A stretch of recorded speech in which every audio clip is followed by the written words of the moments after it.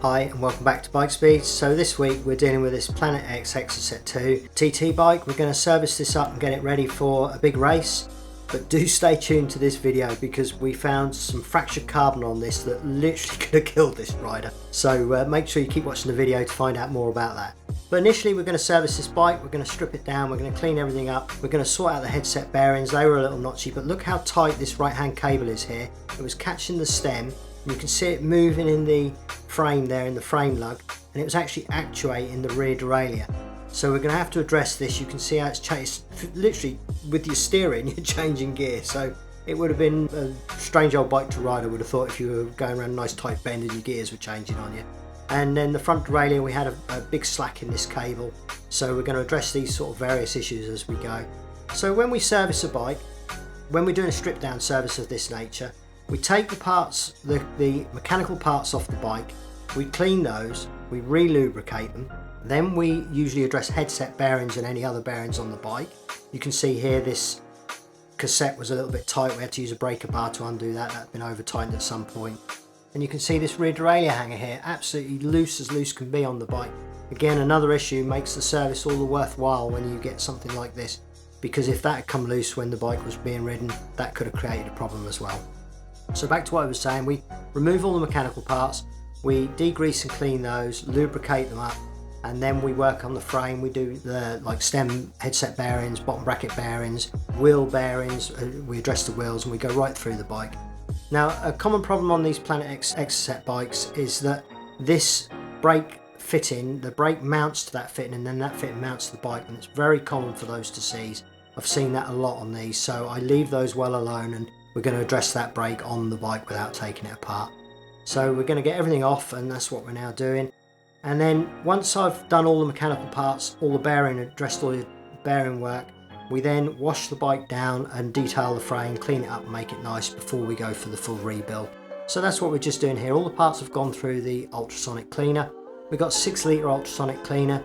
We're using a water soluble degreaser so that we can wash it off after it's been through there, which is now what we're doing. So we clean up all the parts that we can. Some parts we don't put through the ultrasonic cleaner. It's a little bit dependent on the bike and the specifics of the job and what we're achieving. So in the instance of this bike, we never put through the chain set or the left hand pedal arm because there was a battery holder on there for a sensor, and I didn't want to obviously soak that into the ultrasonic cleaner because we don't want to damage anything. You can see it there where my thumb is, there's a sensor there, so it's important not to put that right through the ultrasonic cleaner. So the chain set itself we did with a degreaser spray and a sympathetic wash down so that we knew we weren't going to damage anything on the bike that was unnecessary. Next up we deal with the jockey wheels. You'll see here once I've just cleaned this one up, you'll see what difference there is when I hold them in my palm for you. You can see here how there's debris on that one and this one's clean. It's amazing how that debris will just draw the energy away from your riding, and that's why you get a bike like this serviced and cleaned up, because it's just always drawing energy away if you haven't cleaned it. And you know, when everything's lubricated and nice, you're going to get all your energy into the riding and nothing's going to be taken away from what you're achieving. This bike was actually being prepared for an Ironman event, which unfortunately didn't actually do on this bike in the end because of the repair we're about to show you. It just meant that the week or so that he had, we couldn't get the repair back in time, but it is what it is. So we use this silicone clear grease on the sliders on these brakes. You can see here where the springs, they go through a little plastic fitting, and that silicone will just help the actuation and release of the brake itself. We do that quite often on bike brakes, and it's something that I don't think a lot of people would even consider when they're servicing a bike, to even, you know, grease the sliders with the right grease. So next up, we're initially assuming that we're doing the headset bearings, so we're taking off the handlebars and taking out the forks, and we're just checking those, and yes, there was some, especially this bottom one, a very gravelly feel to it, so clearly it needed doing. So we're cleaning up the cups. We just use a degreaser spray on that just to get all the old grease off and clean it all up and make it nice, clearing the steerer tube. And then even at this point I hadn't noticed, then suddenly I noticed, look at this is fractured right the way round. I reckon only about a quarter of it is hanging on. That was right where the stem was sitting. The stem was oversized and had an adapter to make it smaller, a reducer, and the reducer had literally somehow cut right through the steerer tube. And when I looked at it, it also altered the angle of the stem, but when you put the pretension on the bearing that caused it to crack through.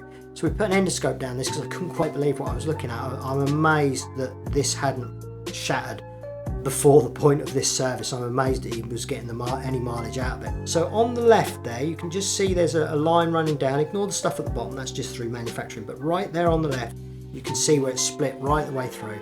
So we sent this off, we got it repaired with a local carbon fibre repairer. They've pressed in this and bonded in this aluminium tubing right to the bottom. It was a lovely job this. They then filled up the holes with some form of resin. And I mean, I've seen a lot of carbon repairs, but this company did a cracking job on this steerer tube. You know, it's testament to their skills, this. So now I'm absolutely happy that this bike's safe to ride. I think this bike was literally minutes or miles away from those handlebars snapping off, and the rider would have gone with them. Now, if he was doing an Ironman event, which he was planning on doing on this bike, we're just replacing the stem there with the correct size steerer tube, so there's no adapters or anything. We've got the correct one going on there.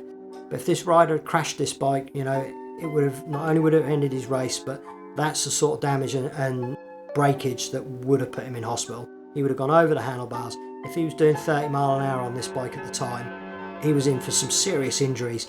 So I'm really relieved that he brought this in for a pre-race service, and it really does give you the reason why you should prepare for your races, and on those big A races, it's not a bad idea to get a stripped down service of your bike. So now we've done all that work, we're just going to wash down the frame. We're just using our detailing brush here just to wash off. And again, this is all that tactile feel that I like to feel a bike and look at a bike, and it's then that you can spot these repairs that can make the world of difference to the longevity and the racing ability of any bike, just by cleaning it up and just feeling, you know, with them forks, as I noticed that if I just changed the bearings without cleaning up the steerer tube, we'd have had that accident on our hands. So we give this bike a lovely polish with a super resin polish. This is a nice finishing polish. It puts a lovely shine on any metalwork or carbon or resins, you know, anything really. It just puts a lovely finish on. And so we buff that off, and then that also means that water sits on the surface of the bike. It doesn't dry in, and it just, you know, bugs and things don't stick to the frame and the paint finish so easily, and that's just a lovely thing to do. So now we're just going to oil up that rear brake. Like I said, we're going to do that on the bike because of the fitting. It's a tricky fitting.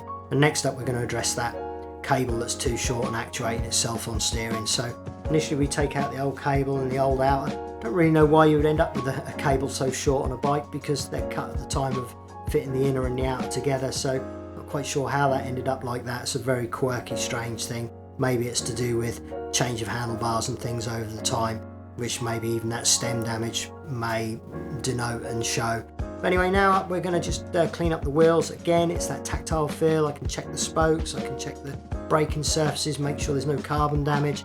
And then we just put a little bit of grease on the hub before putting that cassette back on. You can see that's all nice and clean now. We just put the lock ring on, and where I had to use the breaker bar to do it up, 40 Newton meters, that should make that easier next time. I'm putting a little bit of Loctite on the threads of these little screws that hold this derailleur hanger on. Again, if they'd unwound, you imagine if they'd unwound and stuck into the chain, that could have ended his race, or indeed if they'd come away and then that derailleur hanger had shifted and moved, again, race ending, potentially crash inducing. You know, it's the very reason why you should have a bike service, this service, and what you're watching here. The rider of this bike did complete his Ironman. He actually used someone else's bike and they set it up for him prior to the race. Managed to do his Ironman, no retreat, no surrender, and he was the testament of that statement. So he got there and he got that job done, so I'm very, very pleased for him, and I'm looking forward to hearing his Ironman result on this bike when he does his next Ironman or full distance race. So congratulations to him. Thanks for lending us this bike. I'm glad that we solved that potentially crash-inducing problem on the stem. And so you can just see, I'm just little subtle details now. We've made that cable tighter and shortened the tail on it, putting the chain back on, getting everything lubricated there as well. Nice thin oil on your rollers of your chain, as I've mentioned in other videos, because you're trying to oil the rollers, not the chain itself. You're not trying to stop it going rusty, you're just trying to get those rollers all nice, and checking the gears, and everything's running smoothly now. All the gears are shifting as they should, with, you know, it's just all beginning to come together. And then of course we go through the entire bike with the torque wrench. Again, it's very important. You can see here these aero bars, especially on the top bolt. This one here, look how that's moving. You know, there's a lot of movement in that where they were just too loose. Again, he could have gone over a bump. They would have shifted on his shoulder, on his elbow, sorry, and you know, it would have spoiled the race. So it's really important to get everything torqued up on your bike prior to big A races, and you know, even just in your general servicing. Saddles especially, they're often something that can work loose with road vibration over 100 miles, and you know, if you hadn't had your bike serviced, that's the problem you've got. So we're just going through pedal arms.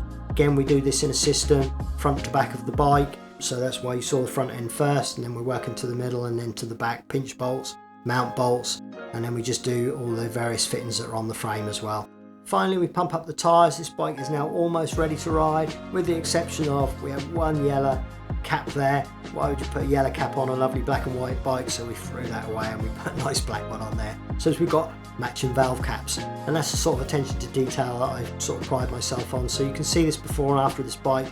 This is now absolutely race ready, safe to ride. It's absolutely spot on. So thanks for watching. Do like, subscribe, leave a comment of your bike stories of problems with bikes when you've been riding. Do watch again next week. Once again, thanks for watching, and bye for now.